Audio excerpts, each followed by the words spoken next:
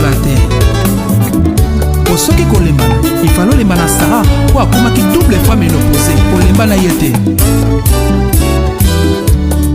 Soki kozala na difficulté ifalaki ezala na ebandeli okela mokili ozwa échantillon na nani.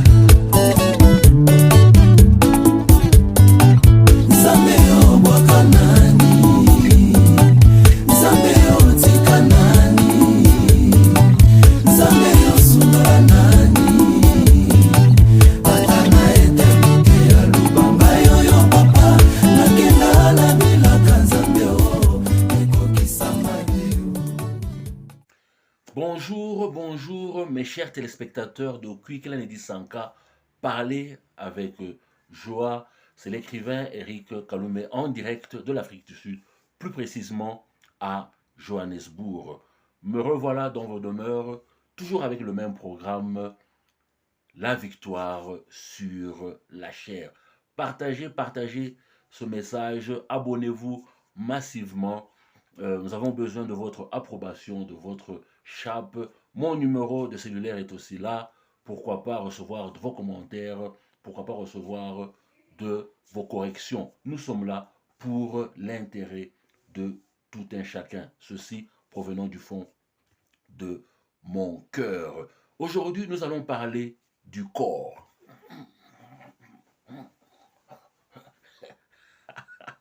Le corps que Dieu nous a donné, afin que nous puissions bien sûr jouir de cela.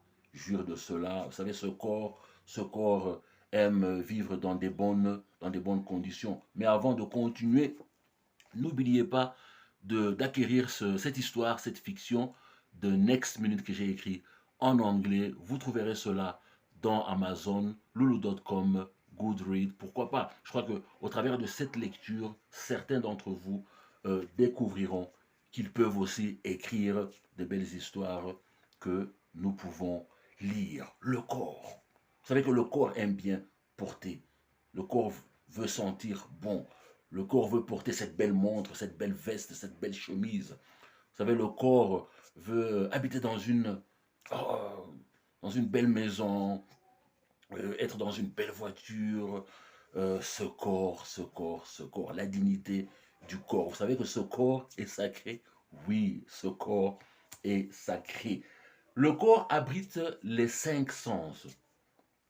Ces 5 sens sont les yeux, la capacité de voir, d'entendre, l'odorat, le toucher, et puis on peut tester, on peut goûter avec la langue. N'est-ce pas merveilleux? Effectivement, ces 5 sens-là influencent grandement notre vie. C'est bien d'entendre, c'est bien de voir. Mais bien sûr, nous devons sélectionner ce qu'il faut entendre, nous devons sélectionner ce qu'il faut voir, afin que cela puisse représenter plutôt une lumière dans nos vies. Le corps donne l'expression à l'âme, à la personne qui est à l'intérieur. Ce que tu ressens à l'intérieur, au travers de ce que nous disons, au travers de la bouche, et bien sûr nos actions physiques, comme celui-là. Et le corps est le temple du Saint-Esprit. Qu'est-ce que Paul dit dans 1 Corinthiens 15, 50? Paul dit que le corps dans lequel nous vivons.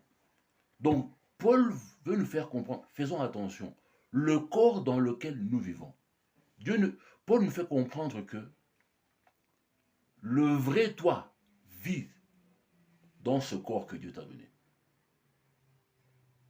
Le vrai toi, la vraie personne vit dans le corps.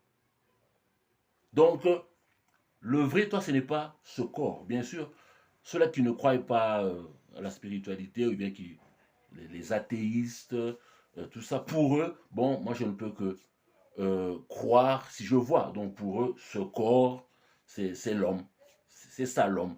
Mais en principe, Paul nous dit que le corps dans lequel nous vivons est en train de mourir. Le corps dans lequel nous vivons est périssable et ne peut pas entrer le royaume des cieux et vivre là.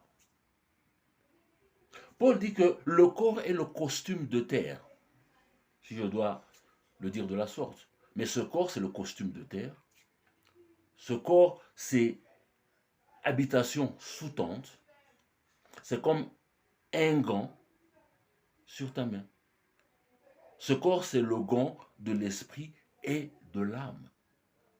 Donc, un gant sur ta main, tu t'en sers pour accomplir ce que tu aimerais accomplir. Donc, Dieu, effectivement, il veut se servir de ce corps comme son instrument afin que nous puissions, bien sûr, exprimer la personnalité du Christ. Le corps est fait de plusieurs éléments minéraux, surtout de l'homme, surtout plutôt de l'eau. Et ce corps est vraiment connecté à la nature de ce monde, est vraiment en harmonie avec ce monde. Qu'est-ce qui se passe avec le corps? Le corps grandit, il mûrit et se détériore, éventuellement meurt, se décompose et bien sûr retrouve son originalité qui est la poussière. Le corps est le seul composant qui meurt, de l'homme qui meurt. La seule partie de l'homme qui meurt, c'est le corps. L'esprit a toujours existé. Avant que tu ne sois conçu dans le ventre de ta mère, ton esprit existait déjà. Dieu te connaissait déjà. Avant même que tu ne sois conçu dans le ventre de ta mère. Rappelle-toi de Jérémie 11, 5. L'esprit de l'homme a toujours existé, qui est l'image de Dieu. Ton âme a commencé à exister à la conception. Quand Dieu a soufflé le souffle de vie dans tes narines et tu es devenu une âme vivante. L'esprit de l'homme ne meurt pas. L'âme n'a jamais existé jusqu'à ta conception. Mais l'âme vit pour toujours. Le corps meurt, éventuellement meurt. Donc nous voyons que l'esprit de l'homme s'accorde avec le domaine spirituel. Dans ton esprit, bien sûr, nous avons vu, c'est le lieu de communion avec Dieu, abrite ta conscience, abrite ton intuition. L'âme s'accorde avec le domaine émotionnel ainsi que intellectuel. Et ça fait partie aussi de ton domaine spirituel. Mais jouant des fonctions différentes. L'esprit et l'âme jouant des fonctions différentes. Et ton corps, bien sûr, s'accorde avec le domaine physique, connecté à la nature de ce monde. Être en harmonie avec ce monde. Aime l'or, le diamant, le coltan, le cobalt. Le corps est connecté à cela. Bien sûr, dans nos épisodes prochains, nous verrons comment est-ce que l'esprit, le corps, l'esprit, l'âme et le corps travaillent ensemble, afin que nous puissions comprendre plus sur ce mystère de Dieu, nous créant à son image. Que Dieu vous bénisse et à la prochaine. N'oubliez pas, abonnez-vous, partagez ce message massivement. Je vous aime et au revoir.